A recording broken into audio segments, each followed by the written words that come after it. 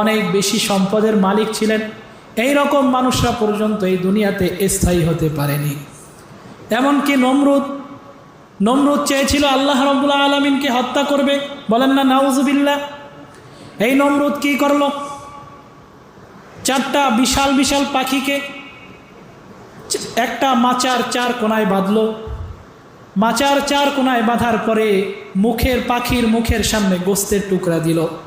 এবার গোস্তের টুকরা দেওয়ার পর পাখি গোস্ত খাওয়ার আশায় ওরা শুরু করলো। পাখি কি করলো?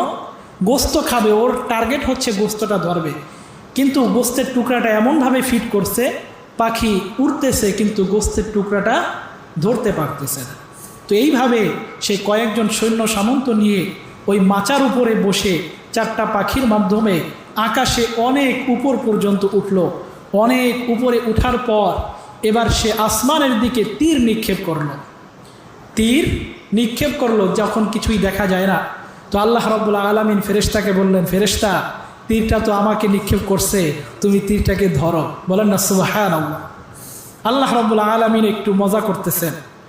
এবার ফেরেশতা যখন সেই তীরটাকে ধরলো, এবার আল্লাহ রাব্বুল আলামিন বলতেছেন, এবার তুমি ওই তীরটার মাথায় একটু রক্ত লাগিয়ে দাও। তো ফেরেশতা তখন একটা মাছ কেটে সেই মাছের একটু রক্ত তীরের মাথায় মেখে আবার সেটাকে জমিনের দিকে ছেড়ে দিলেন। এবার নমরুদ হুঙ্কার দিয়ে চিৎকার করে খুশিতে আত্মহারা হয়ে সে উল্লাস করতেছে। জমিনে নামার পর এবার সকল মুসলিমদেরকে ডেকে, নবীদেরকে ডেকে সে উল্লাস করতেছে, দেখো তোমার নবীকে, তোমার আল্লাহকে আমি হত্যা করে এসেছি। বলেন না নাউজুবিল্লাহ। আল্লাহ রাব্বুল আলামিনকে হত্যা করে এসেছি, কত বড় বাহাদুরি। সেই নমরুদ এত বীর বাহাদুর, যখন তাকে হত্যা করার জন্য, তাকে শায়েস্তা করার জন্য আল্লাহ রাব্বুল আলামিন কিসের ব্যবহার করেছেন আপনারা জানেন? একটা মশা, সামান্য একটা মশা, তাও কি ল্যাংড়া মশা। ল্যাংড়া কাকে বলি আমরা? যার পা থাকে না, পায়ে সমস্যা থাকে, এই রকম একটা ল্যাংড়া মশা আল্লাহ রাব্বুল আলামিন ওই মশাকে হুকুম দিলেন, যাও তুমি নমরুদের নাকের ভিতরে গিয়ে, নাকের ভিতরে যে নরম জায়গা আছে সেখানে কামড় বসাও।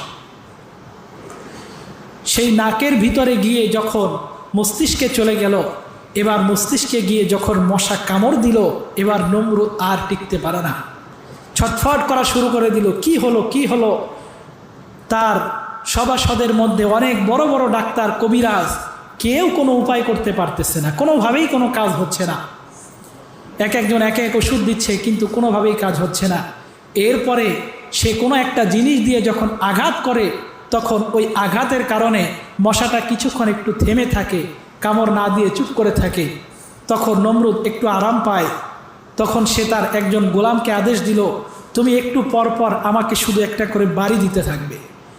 তো সেই গোলাম একটা কাঠের খড়ম নিয়ে, আগের কালে জুতো ছিল কাঠ দিয়ে বানাতো, কি বলেন, এখন তো কত ডিজাইনের জুতা, চামড়া দিয়ে বানায়, কত ধরনের কত হরেক রকমের জুতা আমরা পরি। কিন্তু তখনকার জমানায় মানুষ কাঠ কেটে, কাঠ দিয়ে জুতা বানাইতো, সেটাকে বলে খড়ম। তো এবার সেই গোলাপ একটা কাঠের জুতা নিয়ে, একটা খড়ম নিয়ে কিছুক্ষণ পর পর নমরুদের মুখের মধ্যে আঘাত করে। যখন মুখের মধ্যে আঘাত করে তখন মশাটা একটু থেমে যায়।